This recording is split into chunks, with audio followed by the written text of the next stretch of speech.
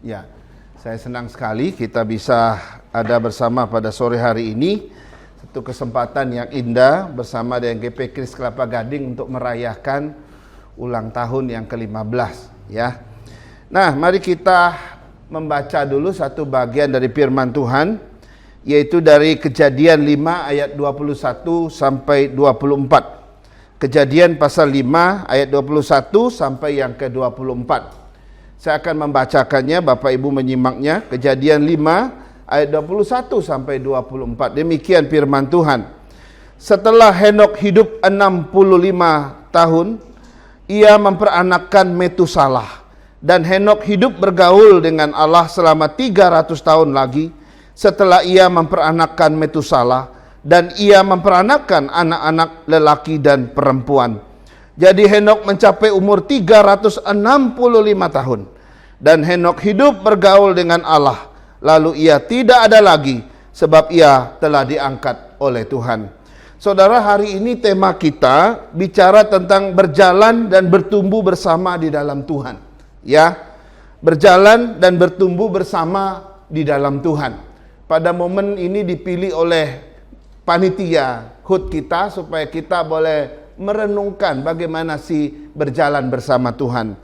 Saudara-saudara sekalian, dua kata ada di dalam tema itu, ada berjalan, ada bertumbuh.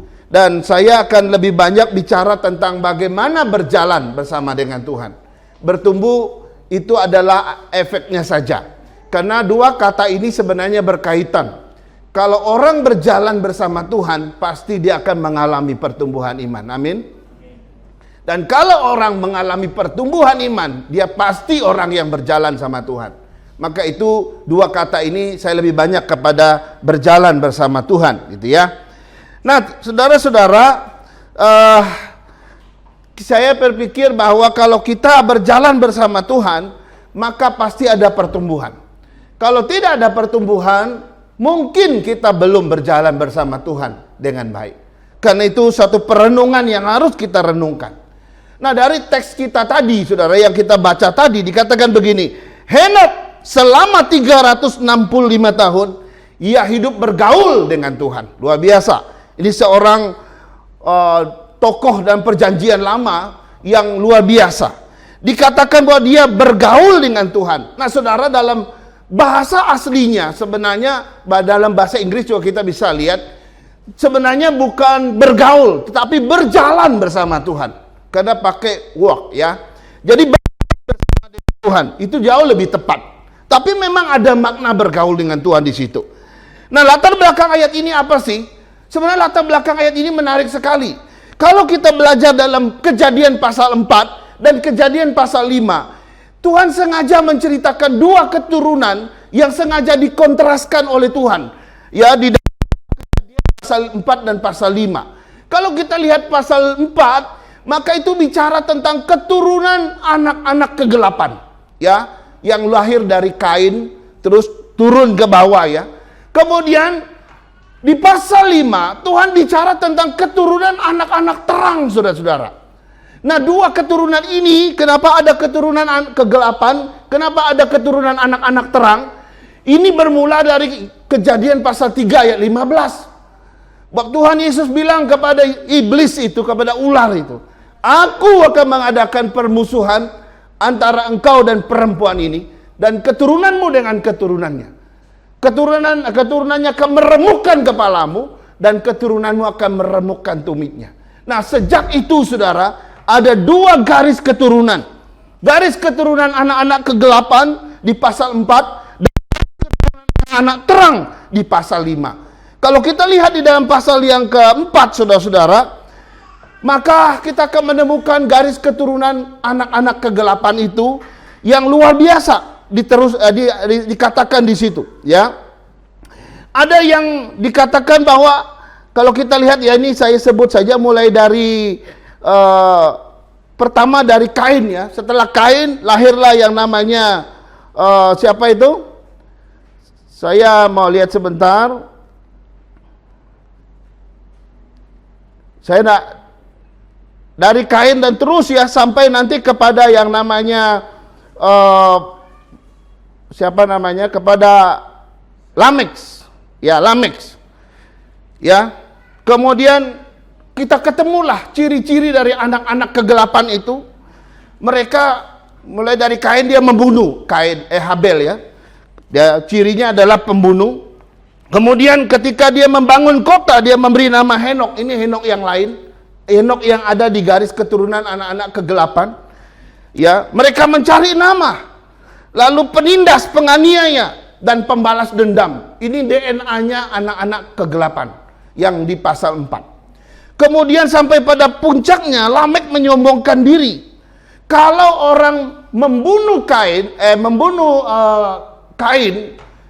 Tuhan bilang nanti akan dibalaskan 7 kali lipat. Tapi nanti kalau orang bunuh saya bukan 7 kali lipat, tapi 77 kali lipat. Betapa sombongnya luar biasa, gitu ya. Nah, beda sekali kalau kita pindah ke pasal 5, bicara tentang keturunan anak-anak terang. Nah, ini bicara tentang orang-orang yang dipilih Tuhan, benih daripada orang benar itu lewat Set. Dari Set kemudian turun ke Enos, Kenan, Mahalalel, Yared. Nah, di ke-6 itu Henok yang akan kita renungkan hari ini. Jadi kita lihat bahwa sebenarnya dari keturunan anak-anak terang ini, saudara-saudara, Henok muncul seperti bintang yang luar biasa.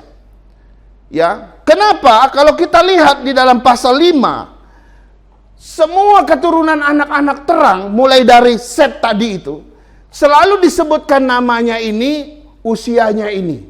Namanya ini, usianya sekian, lalu matilah dia. Namanya ini, usianya sekian, lalu matilah dia. Semua deskripsinya sama, tapi Henok berbeda. Henok dikatakan apa? Dia seorang yang bergaul dengan Tuhan dan dia diangkat oleh Tuhan. Luar biasa ya. Jadi waktu saya belajar bagian ini, saudara, saya melihat bahwa memang respon anak-anak keturunan anak-anak terang itu berbeda. Tidak semua sama. Betul kita dapat anugerah yang sama dari Tuhan. Betul kita diselamatkan oleh Tuhan. Betul kita punya iman yang sama kepada Tuhan. Betul. Betul kita menerima kasih Allah yang begitu besar. Tapi respon setiap anak-anak Tuhan itu beda. Henok dikatakan bahwa dia meresponi jauh lebih tepat daripada yang lain. Sehingga dia dikatakan Henok bergaul, berjalan bersama-sama dengan Tuhan. Saudara, jangan pernah berpikir gereja yang besar itu pasti gereja yang berjalan bersama Tuhan. Belum tentu. Tapi saya juga mau katakan gereja yang kecil apakah pasti sudah berjalan dengan Tuhan? Belum tentu juga. Ada banyak gereja yang besar, jemaatnya banyak, gedungnya besar gitu ya, ribuan jemaatnya. Apakah mereka berjalan dengan Tuhan? Kita nggak tahu. Tuhan nggak lihat besar dan kecilnya gereja kita. Tapi yang Tuhan lihat apakah jemaat di dalamnya berjalan dengan Tuhan atau tidak. Seperti Henok. Ya, saya cuma berpikir begini. Gereja kita mungkin akan kecil selamanya, gak masalah. Bagi saya, yang penting jemaat yang kecil ini, gereja yang kecil ini, semua orang berjalan bersama Tuhan. Amin. Semua orang bergaul dengan Tuhan. Itu yang saya mau. Kalau setelah di sini kita melatih orang untuk berjalan bersama Tuhan, di sini kita melatih orang untuk bergaul dengan Tuhan. Lalu setelah kita melatih orang berjalan bersama Tuhan, bergaul sama Tuhan, lalu gereja kita tiba-tiba jadi banyak, jadi besar. Nah, itu cuma bonus saja, saudara. Itu cuma bonus saja. Oke? Saya tidak anti, berarti GP Kelapa Gading akan tetap kecil. Enggak, saya juga ingin jadi besar, gitu ya. Tapi kalaupun tidak, saya mau pastikan biarlah kita yang kecil ini seorang yang bergaul dengan Tuhan, seorang yang berjalan bersama dengan Tuhan seperti Henok. Amin, saudara. Nah, sekarang pertanyaannya begini, saudara. Pertanyaannya begini. Apa sih yang dimaksud dengan berjalan bersama Tuhan itu? Apa yang dimaksud dengan bergaul bersama Tuhan itu?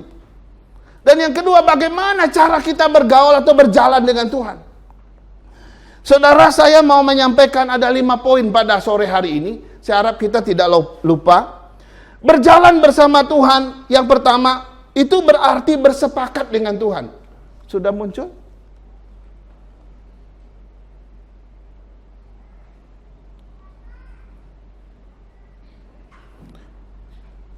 Berjalan bersama Tuhan yang pertama berarti bersepakat dengan Tuhan, saudara. Saya mau bawa kita baca Amos 3 ayat 3. Amos 3 ayat 3 menjelaskan arti berjalan bersama Tuhan. Amos 3 ayat 3 berkata begini, dua orang bersama-sama jika mereka belum berjanji. Kalau saya membuat terjemahan bebas tuh begini, mungkin nggak orang berjalan bersama-sama kalau mereka nggak sepakat dulu? Kira-kira gitu. Apakah ada orang bisa berjalan bersama-sama kalau mereka nggak janji dulu? Ini yang dimaksud oleh Amos. Jadi orang yang berjalan bersama-sama itu mesti sudah sepakat dulu, betul nggak? Misalnya bilang begini, contoh kita ke Moyo, oke, jam berapa jalan? Jam 4, jalan kita. Ya, Oma, kita berenang yuk. Ayo kita berenang. Jam berapa, Oma? Pagi, jam 10. Ayo. Kita baru bisa pergi bersama kalau kita udah sepakat, betul nggak?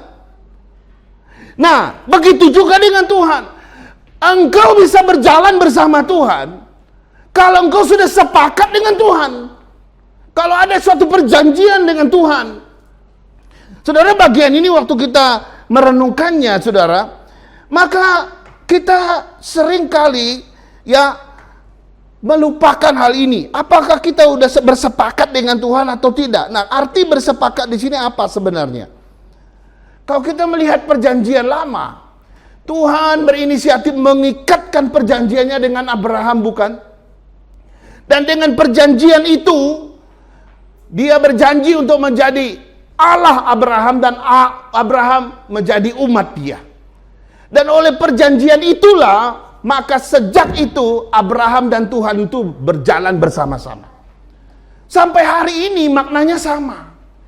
Kalau engkau mau berjalan bersama Tuhan, apakah engkau sudah punya kesepakatan dengan Tuhan tuh enggak? Tapi kita bersyukur, saudara. Karena di dalam Kristus kita udah diselamatkan. Dan waktu kita diselamatkan di dalam Kristus, kita disebut sebagai umat perjanjian. Kita pun disebut sebagai umat perjanjian yang sudah memiliki relasi. Dan inilah yang memungkinkan saya dan Bapak Ibu untuk bisa berjalan bersama Tuhan.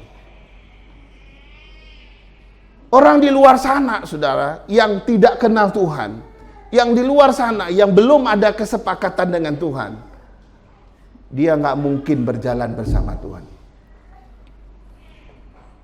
Yang kedua, udah bisa keluar? Oh, maaf ya, saya udah siapin tadi, tapi nggak bisa keluar rupanya. Yang kedua, arti berjalan bersama Tuhan apa? Arti berjalan bersama Tuhan adalah bergaul dengan Tuhan. Nah, nanti di sini kenapa Alkitab bahasa Indonesia menerjemahkan bergaul bersama dengan Tuhan? Karena di dalam bergaul bersama dengan Tuhan ini, saudara-saudara, ada satu kedekatan dengan Tuhan. Ada satu keterikatan yang erat dengan Tuhan. Nah, Henokh memiliki keterikatan iman yang luar biasa dengan Tuhan. Memiliki intimasi atau keintiman, keeratan, kedekatan dengan Allah. Dan kata Ibrani ya, Ibrani bilang begini, karena iman maka Tuhan. Jadi dia punya iman yang kuat. Sehingga Alkitab bahasa Indonesia menerjemahkan bergaul dengan Allah. Karena memang di dalam berjalan bersama Tuhan, kita mau tidak mau, memang kita harus bergaul dan dekat dengan Tuhan. Saya nggak tahu ya kita seperti apa, tapi banyak orang datang ke gereja, banyak orang datang pelayanan, banyak orang datang ibadah, belum tentu memiliki kedekatan dengan Tuhan. Ada orang datang ke gereja masih jauh dari Tuhan. Ada orang datang pelayanan, dia masih punya jarak, dia nggak punya hubungan dengan Tuhan sama sekali. Ada, saudara. Harusnya ketika kita datang ke gereja, waktu kita datang beribadah, mestinya kita sudah punya relasi dengan Tuhan. Kita punya hubungan yang membuat kita bergaul dengan Tuhan. Sekarang kita lihat yang ketiga. Berjalan bersama Tuhan berarti memberi seluruh hati kita, hidup kita kepada Tuhan. Ini ketiga. Saudara, kita nggak mungkin berjalan bersama Tuhan kalau kita belum kasih keseluruhan bagi Tuhan. Kita sering bilang, Tuhan bolehlah pakai tanganku Tuhan. Tuhan boleh pakai pikiranku. Tuhan boleh pakai mulutku. Tuhan boleh pakai kakiku, pakai tenagaku, pakai kesehatanku. Silakan Tuhan. Pakai waktuku Tuhan, silakan. Pakai keluargaku Tuhan, silakan. Tapi maaf Tuhan, hartaku jangan ya. Uangku jangan ya. Saudara, kalau kita mau melayani Tuhan, mau bergaul bersama Tuhan, mau berjalan bersama Tuhan, tidak bisa tidak. Seluruh aspek hidup kita harus diberikan untuk Tuhan. Kalau ada satu saja yang kamu sembunyikan, kita nggak kasih buat Tuhan, kau belum bisa berjalan bersama Tuhan. Harusnya kita renungkan ini, saudara. Gereja juga demikian. Seluruh aspek daripada gereja kita harus berikan untuk kemuliaan Tuhan. Saya rasa banyak orang datang ke gereja nampaknya taat dan setia begitu ya. Nampaknya dia luar biasa begitu ya, pelayanan dan sebagainya. Tapi apakah seluruhnya sudah diserahkan buat Tuhan atau tidak? Makanya ada istilah, masih ada orang separuh-separuh buat Tuhan. Masih ada orang 50-50 buat Tuhan. Kalau engkau masih 50-50, saudara, kau belum bisa layak berjalan bersama Tuhan. Kenapa Tuhan harus nuntut keseluruhan sih? Apakah Tuhan itu egois? Kenapa dia mesti minta semuanya? Kenapa nggak bisa minta cuma sebagian saja? Yang kita nggak mau ya sudah maklumi aja gitu. Tuhan tidak demikian. Semua ini berbanding lurus, saudara. Tuhan sudah kasih semuanya kepada kita. Bahkan anaknya yang tunggal itu Tuhan Yesus dia berikan untuk kita.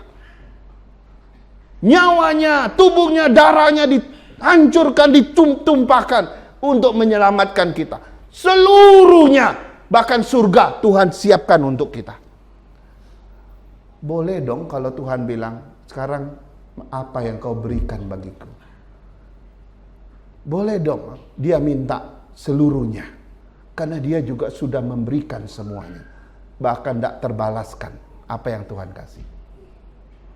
Kita mau balas dengan apa? Nggak bisa. Tuhan sudah kasih semua. Lalu kita masih tidak mau memberi satu bagian dari hidup kita.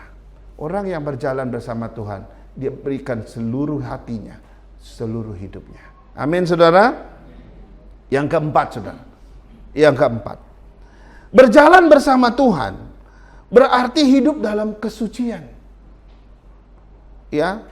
1 Petrus 1 ayat 16 berkata begini, kuduslah kamu sebab aku kudus.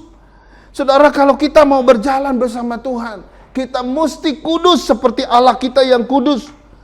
Seseorang gak mungkin bergaul dengan Tuhan kalau ia tidak hidup dalam kekudusan.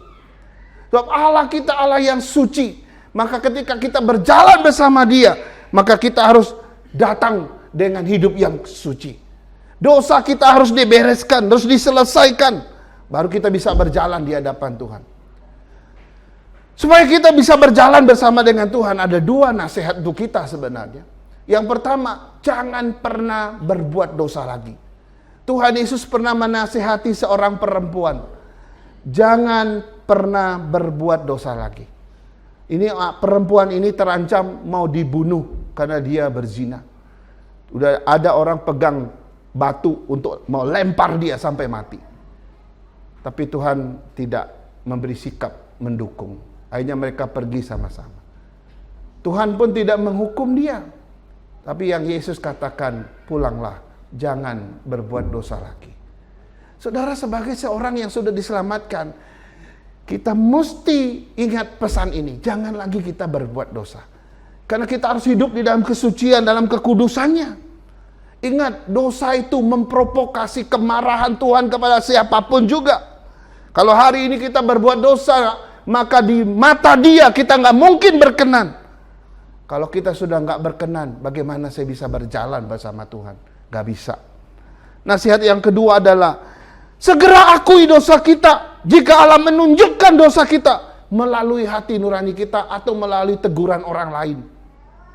Kalau hari ini kita jatuh ke dalam dosa, saudara, lalu ada orang yang menegur, kita segera mengakuinya. Jangan melawan dan bertobat mohon pengampunan dari Tuhan. Ini tipe-tipe orang yang berjalan bersama dengan Tuhan. Coba kita lihat Abraham, coba kita lihat Ayub, kita lihat Yeremia, kita lihat Raja Daud. Mereka adalah orang-orang yang dulu pernah buat dosa, jatuh dalam dosa, punya kesalahan. Ketika ditegur oleh Tuhan, mereka dengan cepat mengakui dosa itu, lalu bertobat dan mohon pengampunan dari Tuhan. Setelah itu mereka berjalan lagi bersama Tuhan. Itu mestinya ciri kita. Untuk hidup di dalam kekudusan, dalam kesucian Dia. Jangan berbuat dosa lagi. Dan akui dosa-dosa jika kita ditegur oleh Tuhan. Yang terakhir, yang kelima, berjalan bersama Tuhan berarti melibatkan Tuhan dalam segala keputusan hidup kita. Saudara, kita diciptakan bukan untuk mengabaikan Tuhan. Kita diciptakan bukan untuk melupakan Tuhan. Kita diciptakan bukan untuk menjauhkan Tuhan dari hidup kita, bahkan bukan untuk melawan Tuhan, tetapi kita diciptakan untuk memuji Dia, menyembah Dia, melayani Dia. Kita diciptakan untuk melibatkan Dia menjadi kenyataan dalam hidup kita. Itulah orang yang berjalan bersama Tuhan. Karena itu ada nasihatnya. Sebelum kita melakukan segala sesuatu, doa dululah, tanya Tuhan dulu apa Tuhan mau apa tidak. Apa tujuan Tuhan atau apa maunya Tuhan melalui sesuatu yang kita mau putuskan. Ya. Sebelum kita mau pindah rumah, doa tanya Tuhan dulu. Sebelum kita menikah, doa tanya Tuhan dulu. Sebelum kita mau kuliah di mana, sekolah di mana, doa tanya Tuhan dulu. Sebelum kita pindah kerja, resign, doa tanya Tuhan dulu. Itulah orang yang berjalan bersama Tuhan. Tapi seringkali kita terbalik, bukan? Kita terbaliknya gimana? Kita udah jalan duluan, baru kita doa tanya Tuhan. Itu terbalik namanya. Kamu sudah pacaran, baru tanya Tuhan, jodohku kayak apa ya Tuhan? Kamu sudah kuliah di jurusan ini, baru tanya Tuhan, mau jurusan apa yang Tuhan mau? Aneh ya. Ada orang juga mau menikah baru mau tanya Tuhan. Seringkali kita temukan dalam bimbingan pranikah, kalian sudah doa belum? Serius apa kamu sudah mendoakan dia? Ya sejak ketemu Moses saya baru mulai doa. Oh gitu. Jadi 2 tahun pacaran ya mana? Ya jalan mengalir aja. Ya kamu yakin menikah dengan dia? Ya nggak tahu, saya berusaha. Seringkali kita nggak melibatkan Tuhan, saudara. Ya, kita terbalik. Saya mau kasih cerita terakhir sebelum saya selesai. Khotbah saya nggak panjang. Mama saya 3 atau 4 tahun yang lalu kalau nggak salah datang ke Jakarta. Dia pamit sama orang di kampung, dia mau berobat, ada kemungkinan dia operasi karena ada tiroid di kiri kanan lehernya. Kalau dia begini kelihatan, kalau dia begini kelihatan tiroid. Lalu saya bawalah dia periksa ke dokter, ke dokter. Dari semua pertimbangan medis, keluarlah kesimpulan, Pak, boleh dioperasi. Yang kedua, tidak harus dioperasi. Jadi boleh iya, boleh tidak. Bingung nggak? Saya bilang, ayo kita doa dulu deh. Apakah kita akan operasi atau tidak? Kita doa.